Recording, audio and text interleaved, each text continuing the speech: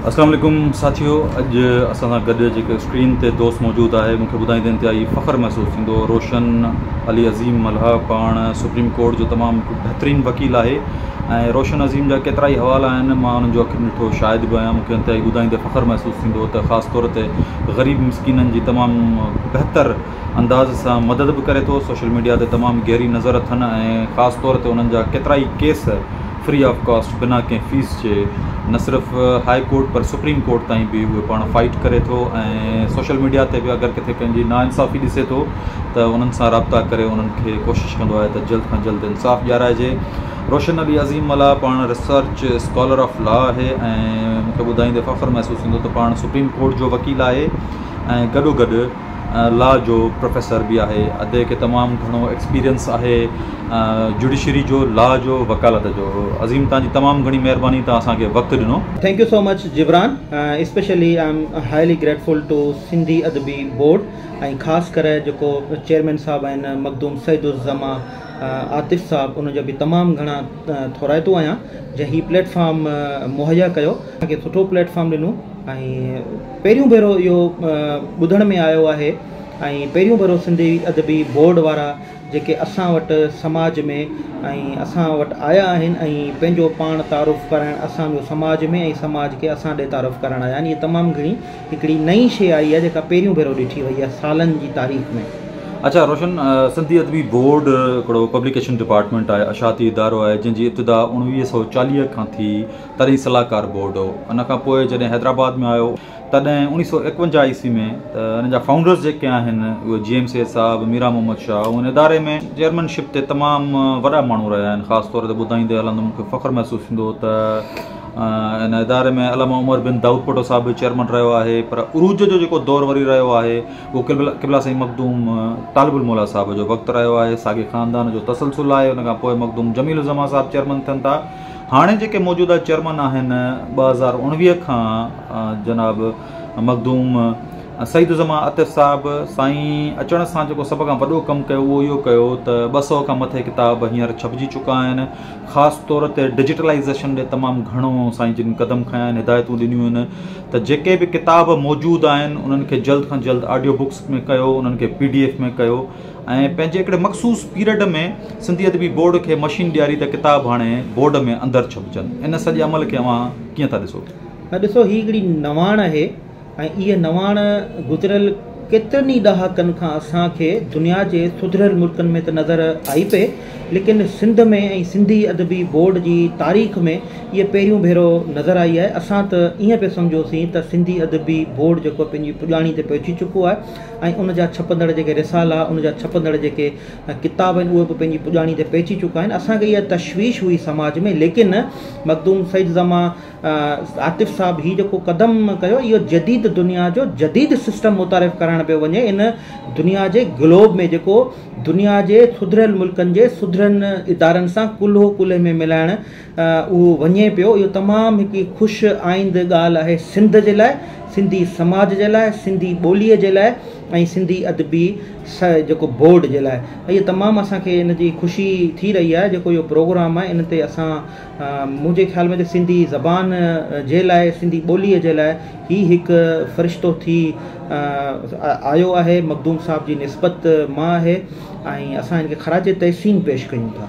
अच्छा अज़ीम, तव्हां यकीनन सिंधी अदबी बोर्ड ॾिठो आहे। अंदरि अचो त साईं बाबे GM सैयद ठारायो आहे, उहो बि सईदुज़्ज़मा आतिफ़ साहब पंहिंजे दौर में इमारत खे इंतिहाई शानदार सुहिणे तरीक़े सां ऐं सॼी इमारतनि ते मुख़्तलिफ़ आलिमनि शाइरनि जी शाइरी जेका आहे उन्हनि जी चित्रकारी कराई आहे। ख़ासि तौर ते ऑडिटोरियम ठहियो आहे।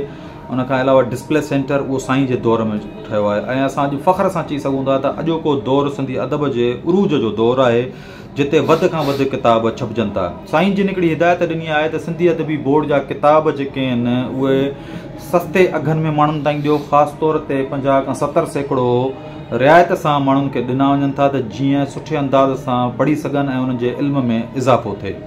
साईं जिन ॿियूं बि हिदायतूं ॾिनियूं त सिंधी अदबी बोर्ड जा किताब जेके बि सिंध जूं नंढियूं वॾियूं लाइब्रेरियूं आहिनि ओसि ताईं पहुचायो त जीअं वधि खां वधि माण्हुनि में शऊर पैदा थिए। इन खे कीअं था ॾिसो? तमामु बहितरीनु अमल आहे इहो। वेझड़ाई जी तारीख़ में जेके दुनिया जूं जेके पुराणियूं जेके ॿोलियूं हुयूं, ज़बानूं हुयूं, उहे 5000 खां मथे ॿोलियूं जेके आहिनि उहे ख़तमु थी चुकियूं आहिनि। अञा बि मुख़्तलिफ़ जेके क़दीम जेके ॿोलियूं आहिनि उहे बि पंहिंजे ज़वाल तरफ़ वञी रहियूं आहिनि। ऐं इन मुख़्तलिफ़ ॿोलियुनि जे ज़वाल जे दौर में सिंधी जेकी क़दीमी ॿोली आहे उन खे अॻिते वधाइण जे लाइ जेको ही सईदुज़्ज़मा आतिफ़ साहब जो जेको ही क़दम आहे इहो तमामु बहितरीनु अमल आहे जेके असीं सारायूं था। गॾोगॾु जेको किताब छपाइण वारो जेको अमल आहे असां इहो सम्झी रहिया हुआसीं त हाणे ईंदड़ वक़्त में न किताब छपबा न किताब विकबा ऐं न ई किताबनि जी इन महांगाई जे दौर में शागिर्दनि ताईं आम माण्हुनि ताईं रसाई थी सघंदी। लेकिन असांखे इहो ॿुधण में अचे पियो त 50% ताईं जेके सिंधी अदबी जेके बोर्ड जा छपियल किताब आहिनि 50% रिआयत ते आम माण्हू खे हिन दौर में उहे मुहैया थींदा। गॾोगॾु शागिर्दनि जे लाइ बि असां इहो ॿुधूं पिया त 70% रिआयत ते मिलंदा। जो मतिलबु त पेपर महांगो इन महांगाई जे दौर में असां इहो सम्झोसीं पिए त किताबनि जी पुॼाणी थी पई आहे। लेकिन हीअ ख़ुशी जी ॻाल्हि आहे त हाणे किताबनि ताईं वरी लाड़ो वधंदो, माण्हुनि जो आम माण्हुनि जो लाड़ो वधंदो ऐं शागिर्दनि जो लाड़ो वधंदो। इन जो सॼो क्रेडिट जेको वञे थो इहो सईदुज़्ज़मा आतिफ़ साहब ॾे वञे थो ऐं तमामु इहो बहितरीनु अमल जेके असां सारायूं था। अज़ीम, तव्हां पाण स्कॉलर आहियो, लाजा तव्हां पाण प्रोफेसर आहियो। सईदुज़्ज़मा आतिफ़ साहब जूं मौजूदा चेयरमैन जेके आहिनि उन जूं ॻाल्हियूं हलनि पियूं हुकूमत सां त जल्द खां जल्द ज़ुल्फ़कार अली भुट्टो रिसर्च लाइब्रेरी क़ाइमु कई वञे, जल्द खां जल्द मोहतरमा बेनज़ीर भुट्टो हॉस्टल क़ाइमु कई वञे जिते स्कॉलर्स जितां सां बि उन्हनि जो तालुक़ हुजे उहे अचनि। फ्री ऑफ कास्ट रहाइश मटीरियल उन्हनि खे for short time period provide कयो वेंदो जीअं बहितर खां बहितर हू पंहिंजी तहक़ीक़ करे सघनि। एज़ अ स्कॉलर तव्हां हिनखे कीअं था ॾिसो? तहक़ीक़ जे लाइ सभ खां पहिरीं सुठो माहौल हुजणु तमामु घणो ज़रूरी हुजे थो। गॾोगॾु हुन सां मटीरियल बि दरकारु हुजे थो। जीअं असां जॾहिं PhD जा क्लासिस हुया, असांजो रिसर्च वर्क हलियो पियो त असांखे सुठो माहौल जे लाइ असांखे वॾी नीड हूंदी हुई, किताबनि जी बि वॾी नीड हुजे थी। उन में इन रिसर्च स्कॉलर जेके आहिनि ॿिनि शयुनि खे वॾी परेशानी सां मुंहुं ॾियनि था। हिकिड़ो त माहौल ऐं ॿियो किताबनि जो जेको मटीरियल आहे उहो। इहो असां बदकिस्मती सां पाकिस्तान में जेके रिसर्च स्कॉलर्स आहिनि इनखे मुंहुं ॾियनि था। इन हवाले सां सिंधी अदबी बोर्ड ऐं ख़ासि कर मखदूम साहब इहो जेको इनिशिएटिव वठणु वञनि पिया, इहो त कमाल जो इनिशिएटिव आहे। इन सां रिसर्च वर्क वधंदो ऐं इन सां रिसर्च स्कॉलर्स जेके उन्हनि जो लाड़ो वधंदो। तहक़ीक़ जेका सिंधी ज़बान में आहे, मुख़्तलिफ़ ॿिया सब्जेक्ट्स आहिनि उन्हनि ते तहक़ीक़ वधंदियूं। इन सां तइलीम जो रुझान बि वधंदो। इन सां घणो जेको फ़ाइदो आहे उहो सिंध खे, सिंधी ज़बान खे, सिंधी समाज खे पहुचंदो, मुल्क पाकिस्तान खे पहुचंदो। अजीम, मूंखे ॿुधाईंदे त फ़ख़्रु महसूसु थींदो त सईदुज़्ज़मा आतिफ़ साहब मौजूदा चेयरमैन उन्हनि हिकिड़ी हिदायतूं ॾिनियूं आहिनि, स्कीम मुतारिफ़ कराई आहे त जेके नौजवान जेके साहिब किताब न आहिनि, सुठो लिखनि था, मायारी लिखनि था, उन्हनि जा 150 खां 200 सुफ़्हनि जा किताब छपराए फ्री ऑफ कॉस्ट उन्हनि खे साहिब किताब कयो। उनखां अलावा तव्हांखे ॿुधायां त साईं जिन जूं हिदायतूं आहिनि त जिन बि नवनि पुराणनि सीनियर जूनियर अदीबनि वटि जेके मसवदा मौजूदु आहिनि उन्हनि जी हिकिड़ी कापी सिंधी अदबी बोर्ड में जमा कराइनि त उन्हनि खे असीं ऑडियो बुक्स या मुस्तक़बिल में किताब जी सूरत में पधरो छपराए पधरो कंदासूं। इन सॼे अमल खे कीअं था ॾिसो? सिंध जी तारीख़ आहे 5 खां 7 हज़ार साल क़दीम सिंध पंहिंजे फ़न सां, पंहिंजे आर्ट सां, पंहिंजी शाइरी ऐं अदब सां मालामाल रही आहे। पर उहो जेको 5-7 हज़ार सालनि जी जेका तहज़ीब खां जेको असांजो जेको अदब आहे, शाइरी आहे या किताब आहे, जेको बि आहे उहो असांजो तक़रीबन ज़ाया थी चुको आहे। छाकाणि त जेके लेखक आहिनि उन्हनि जो कमु पब्लिश नथो थिए। जॾहिं पब्लिश नथो थिए त उहो आम माण्हू ताईं नथो पहुची सघे। छाकाणि त मोस्टली इहो ॾिठो वियो आहे त अदीब ऐं लिखंदड़ लेखक तबिको ग़रीब घराणे सां तालुक़ु रखे थो या उनजा महांगा जेके ख़र्चा आहिनि, इन करे उहो नुक़सानु तमामु घणो असांखे भोगणो पियो आहे। तमामु जेके सिंध जा घणा वॾा दिमाग़ हुआ उहो पंहिंजो कमु न छपाए सघिया, न आम माण्हू ताईं पहुची सघियो। त ई त सभ खां वधीक बहितरीनु अमल हूंदो जो लेखक जेके आहिनि पंहिंजूं लिखणियूं सिंधी अदबी बोर्ड अगरि उन जूं लिखणियूं छपाए आम आवाम ॾाढो पधरो करे ऐं सस्तनि अघनि में उहो असां ताईं पहुचाए थो, त मुंहिंजे ख़्याल में त हीअ इन खां वधीक को सारा जो अमल ॿियो को कोन्हे। हिन वीडियो जे ज़रिए मां चाहींदुसि त पंहिंजनि ॾिसंदड़नि खे ॿुधाईंदो हलां त सईदुज़्ज़मा आतिफ़ साहब जे अचण सां सिंधी अदबी बोर्ड जी न सिर्फ़ु इमारत किताबनि खे बैन अल-अक़वामी सतह ते मयार मिलियो आहे। मुख़्तलिफ़ लाइब्रेरियुनि में ख़ासि तौर ते ईरान, अमरीका, दुनिया जी मुख़्तलिफ़ लाइब्रेरियुनि में सिंधी अदबी बोर्ड जा किताब मौजूदु आहिनि। साईं अचण सां सॼियूं ऑफिसूं रेनोवेशन करायूं, सभिनीनि खे एयर कंडीशन कराई, updated computer systems, printing machines, हाणे वेझड़ी जेको आहे एम्प्लॉइज़ लाइ बस जो इंतज़ाम कयो आहे जेका सॼे शहर मां पंहिंजनि मुलाज़िमनि खे खणी ऐं सिंधी अदबी बोर्ड में अचनि थियूं। इहो सॼो साईं जे दौर में कमु थियो आहे। साईं जो हींअर हिकिड़ो मनसूबो आहे जंहिं ते इंशाल्लाह जल्द खां जल्द उन ख़्वाब जी ताबीर थींदी।